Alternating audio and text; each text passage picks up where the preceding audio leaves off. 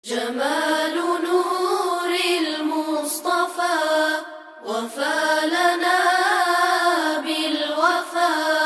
جمال نور المصطفى وفى لنا بالوفا.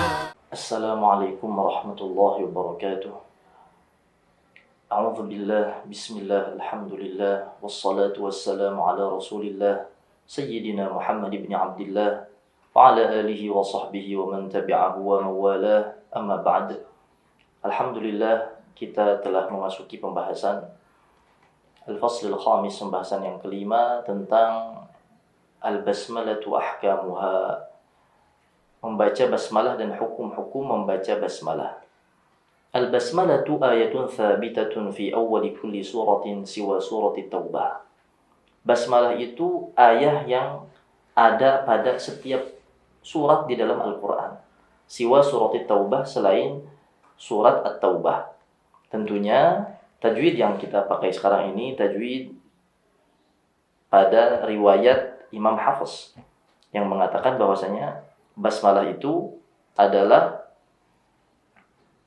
ayat pertama di setiap surat. Jadi contohnya Bismillahirrahmanirrahim, Alhamdulillahirabbil alamin. Surah Al-Fatihah ayat pertamanya basmalah. Surah Al-Baqarah ayat pertamanya basmalah. Seperti itu. Tetapi karena ada perbedaan pendapat di kalangan ulama, tidak menjadikan basmalah ini ayat di awal surat. Adapun seseorang jika ingin membaca basmalah, maka di sini ada beberapa wajah, beberapa cara. Cara yang pertama yaitu waqaf, berhenti ala akhir suratil ula. Thumma al-waqfu ala al-basmalah, thumma al-ibtida bi surat taliyah. Berhenti di akhir surat, kemudian membaca basmalah, berhenti, kemudian membaca ayat selanjutnya. Contohnya, wa amma bi ni'mati rabbika fahaddits. Berhenti di situ. Bismillahirrahmanirrahim. Berhenti di situ. Alam nashrah laka sadrak. Nah, itu contoh yang pertama. Kemudian yang kedua, al-waqfu ala akhir suratil ula, thumma waslul basmalati bi awwalis suratit taliyah. Berhenti di akhir surat, kemudian baca basmalah dan menyambungkan dengan awal surat. Contohnya, wa amma bi ni'mati rabbika fahaddits. Berhenti. Kemudian Bismillahirrahmanirrahim. Alam nashrah laka sadrak. Menyambungkan basmalah dengan awal surah. Yang ketiganya, waslul kulli, menyambungkan seluruh akhir ayat di satu surat, kemudian basmalah dan awal suratnya. Seperti wa amma bi ni'mati rabbika fahaddits bismillahirrahmanirrahim. Alam nashrah laka sadrak.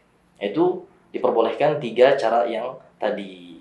Ada cara yang tidak diperbolehkan, yaitu menyambungkan akhir surat dengan basmalah, kemudian berhenti dan membaca awal surat.